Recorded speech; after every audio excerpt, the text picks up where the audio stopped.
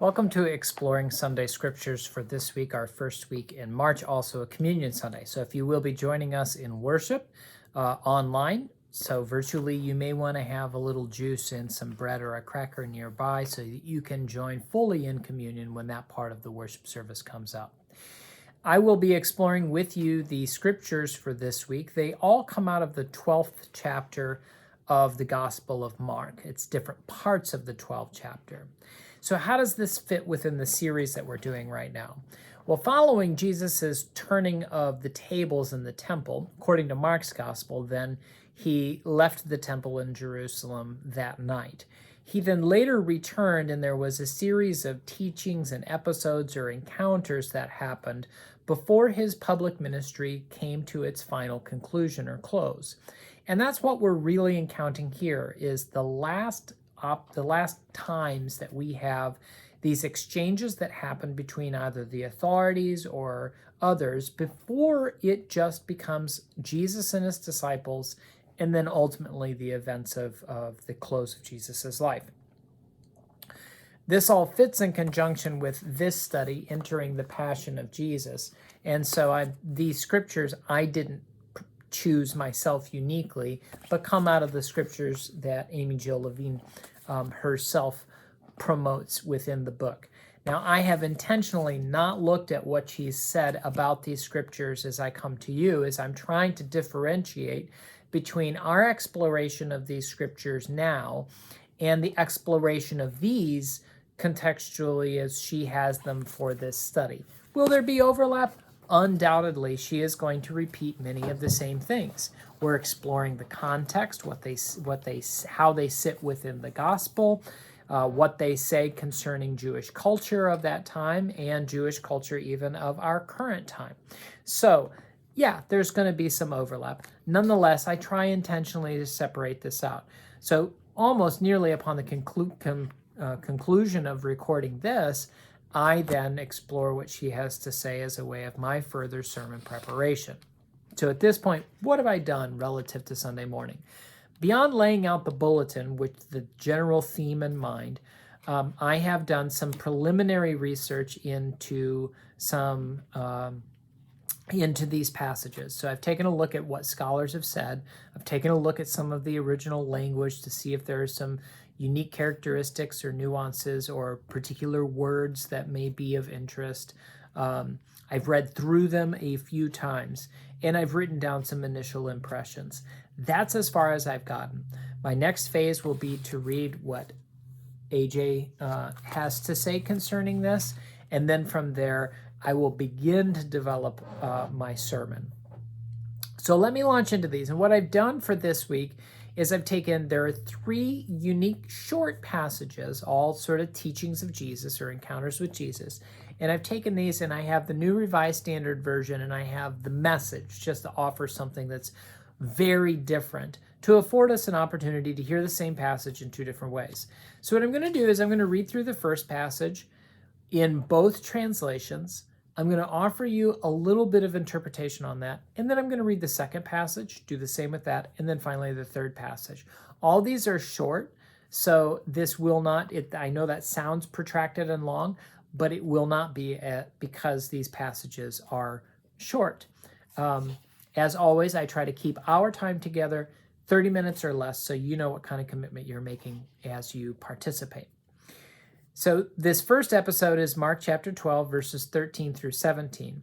And the general topic, if we can call it that, is the question about paying taxes. So let's read about the episode, then I'll give you some reflections. Then they sent to Jesus some Pharisees and some Herodians to trap him in what he said.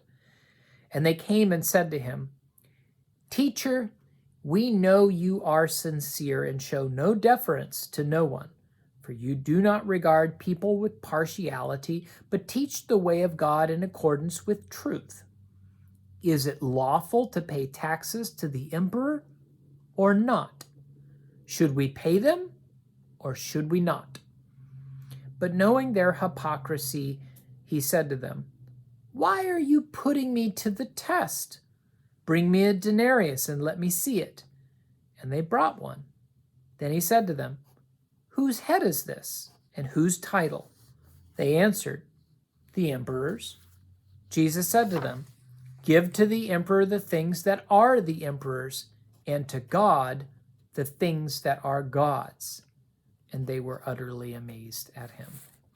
We get to our last passage of teaching. I think it will highlight what he is saying here. So this is from the Message, the same passage, and then I'm going to speak to it a little bit.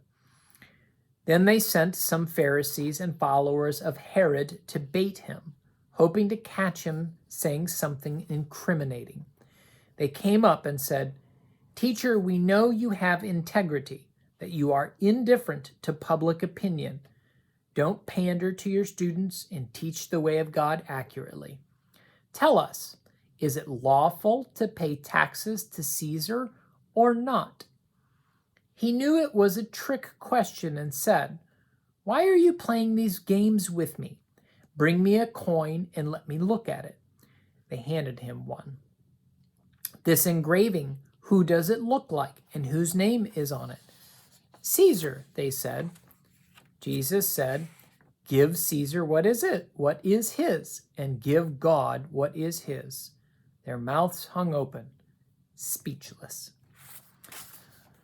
So it is rather interesting. The basis of taxes was, of course, by census. And if we think about the beginning of Jesus' life, though it's not recorded in Mark's gospel this way, we can think of Mary and Joseph making their way to Nazareth in order to be registered for the first census taken while Quirinius was governor.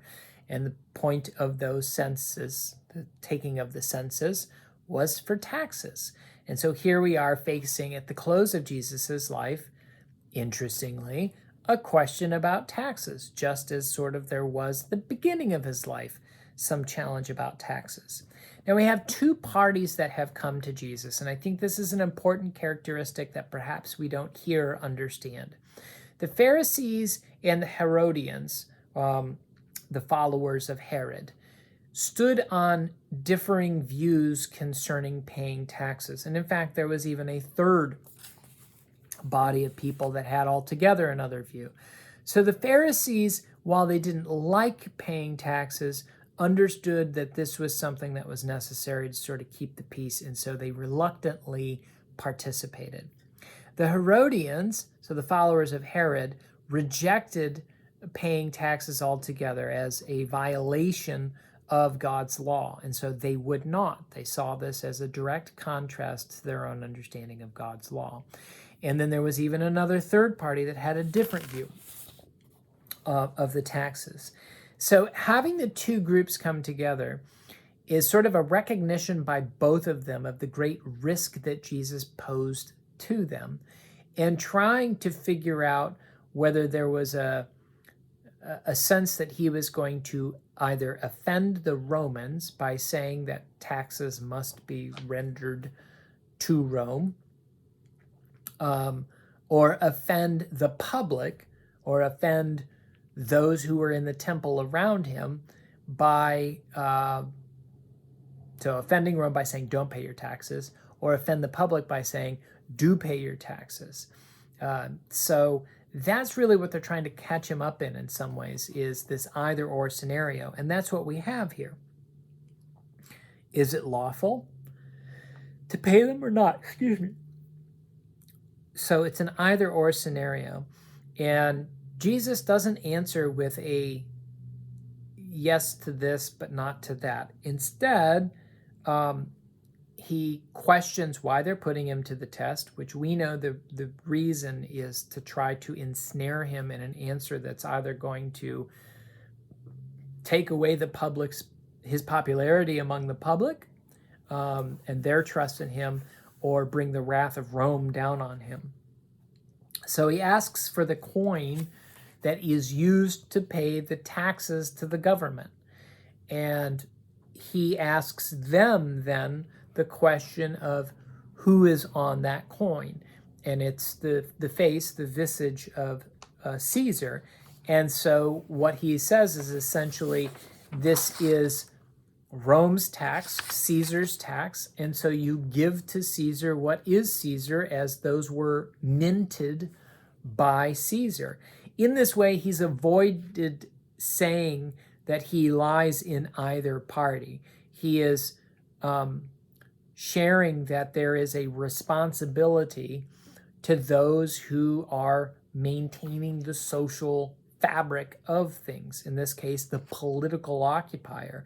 And the way that you do that is by paying your taxes as those are minted. So whatever the money is of that. This doesn't displace that God is the God of all. And we have that. So give to the emperor the things that are emperors, and to God the things that are God's. So this is trying to highlight that this doesn't displace the devotion that one has to God, and that while taxes are necessary and you're really just giving back what was minted by someone else, by Caesar, what you give to God is different. And that's what we say, I think, in the last of our passages, but a trick question. So all of these things are trying to find a way to get rid of this disruption, which we've had since he entered Jerusalem to begin with, that's going on, this riling up of the public that has been going on. So we skip a few verses. So we were at chapter 12, verses 13 through 17. We skip now to verse 28. I encourage you to read the whole passage, but this is really just trying to pick out some of the teachings of this passage. So here's another incident. One of the scribes came near and heard them disputing with one another, and seeing that Jesus answered them well, he asked him, "Which commandment is the first of all?" Jesus answered, "The first is, 'Hear, O Israel, the Lord our God, the Lord is one. You shall love the Lord your God with all your heart and with all your soul and with all your mind and with all your strength. The second is this, you shall love your neighbor as yourself. There's no other commandment greater than these." Then the scribe said to him, "You are right, teacher. You have truly said that he is one, and besides him there is no other, and to love him with all the heart and with all the understanding and all the strength, and to love one's neighbor as oneself, this is much more important than whole burnt offerings and sacrifices." When Jesus saw that he answered wisely, he said to him, "You are not far from the kingdom of God." After that, no one dared to ask him any question. Here's the Message version of that.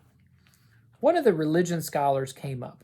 Hearing the lively exchanges of question and answer, and seeing how sharp Jesus was in his answers, he put in his question, "Which is most important of all the commandments?" Jesus said, "The first in importance is, 'Listen, Israel, the Lord your God is one. So love the Lord your God with all your passion and prayer and intelligence and energy.' And here is the second. Love others as well as you love yourself. There's no other commandment that ranks with these." The religion scholar said, "A wonderful answer, teacher, so clear-cut and accurate, that God is one and there is no other, and loving him with all passion and intelligence and energy, and loving others as well as you love yourself. Why, that's better than all the offerings and sacrifices put together." When Jesus realized how insightful he was, he said, "You're almost there, right on the border of God's kingdom." After that, no one else dared ask him a question. All right, so there are a couple of things in this passage. So this is another episode, and I don't necessarily think this one's like the first where there is an objective of catching Jesus saying something that could ensnare him, that ultimately could lead to his downfall. But in these exchanges that are happening, there is a scribe, so this is a scholar who is well-versed in God's word, who is trying to understand what Jesus is going to say in regard to the commandments, the laws. Now, there are 613 different commandments. And these are split between those that are positive in nature and those that are negative in nature. So think of the negative ones as the thou shalt nots. So the things that are you're not allowed to do. And think of the positives as thou shalt. So love the Lord your God and honor your father and mother. Those are positive. Thou shalt not kill, or do not kill, is one that's in the negative. So it's whether it has that word not, or it doesn't. So there are 613 of these total commandments represented in the Old Testament. So when we have the scribe coming forward and asking which commandment is the first of all. Now in other translations, there is a way of saying which commandment is the greatest of these. And it was considered among all of these 613, there were greater commandments and lesser commandments. So we could say ones that were of more importance and ones that were of lesser importance. And so in asking which one is first, or which one of the greatest commandments is the priority of all of them, is it offering sacrifices? What is it? Now Jesus' response uses the common beginning of a prayer of confession that punctuated the beginning of the day and the end of the day for Jews. So the Hear, O Israel, the Lord our God, the Lord is one, is a very common way of ascribing this to God, and a prayer that would be well known. Now we have love of God, and it's a complete love. So what that complete love looks like is not just a scholastic understanding. It's not just a participation in religious observation, but a complete love that encompasses the whole of one's being. So heart, mind, and body. So here is heart, soul, and mind, and strength. So sort of all those components. But connected with that complete love of God is its direct expression. And its direct expression is love of neighbor. So love of other. So is by virtue of love of God that there can be no less than love of neighbor. When we have this complete love of God, when we apply and live this commandment, its direct effect is love of neighbor. And this exchange is seen as so insightful by the scribe, the religious scholar. It's like an epiphany, a light goes off, a sense that you can encapsulate all the rest, those 613, all the rest of the greater and lesser commandments under these two.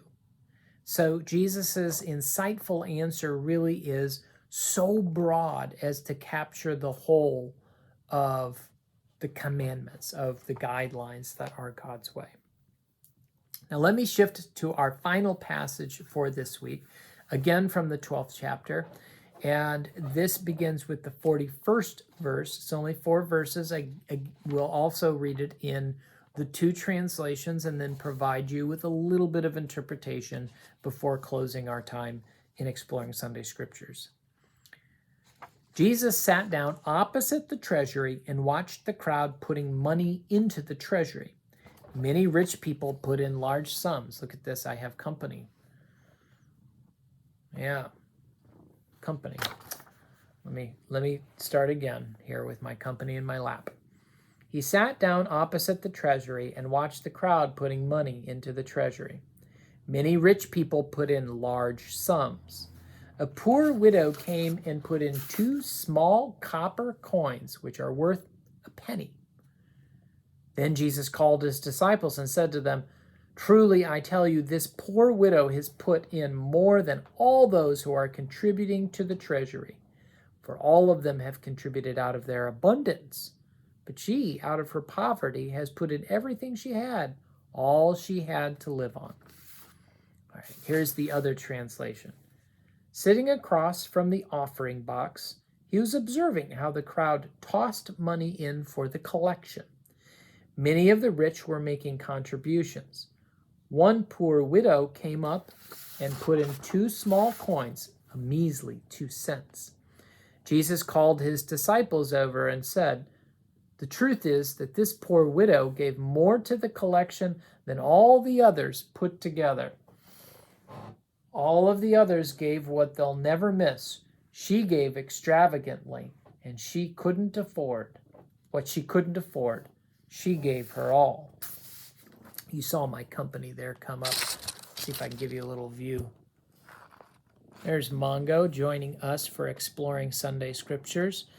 Scott's been in the hospital for his therapies. Mongo's been over here, I think, enjoying this peace and time of undevoted attention in Scott's absence.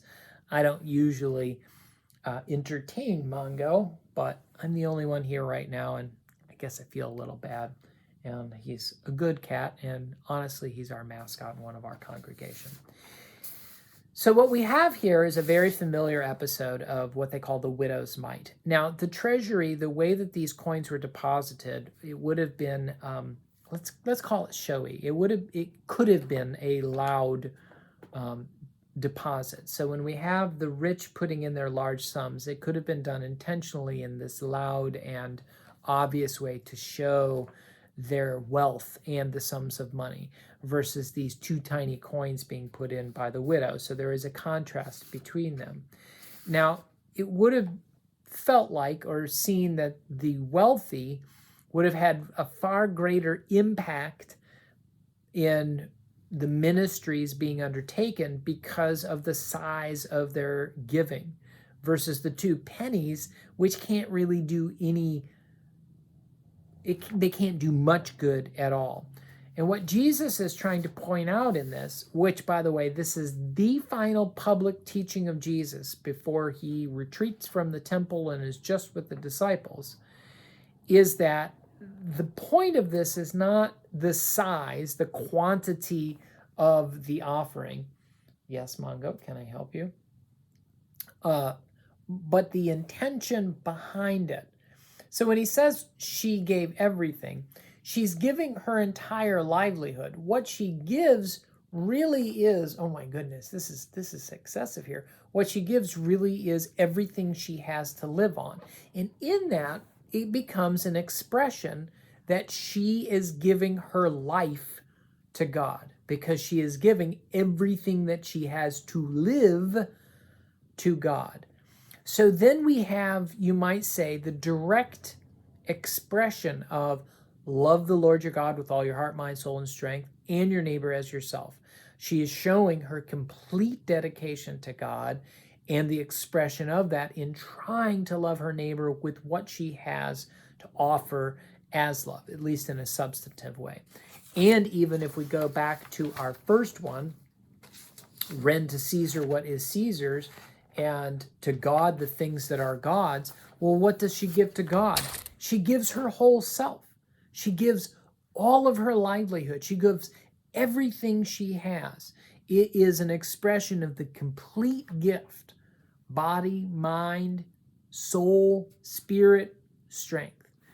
So it takes both of the prior teachings, combines them together in an expression, and not one that Jesus does as a teaching, but one that he simply observes. So from his observation, he uses that to call the disciples over and to say, see, this is what I've been talking about. This is what I've been talking about. So that's a brief introduction to our scriptures for this week.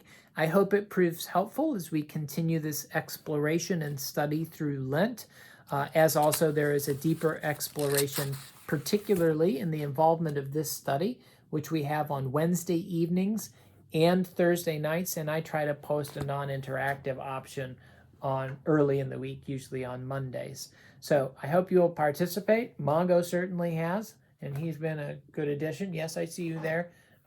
And we'll see you next week for Exploring Sunday Scriptures. Maybe Mongo will be back too. Bye-bye.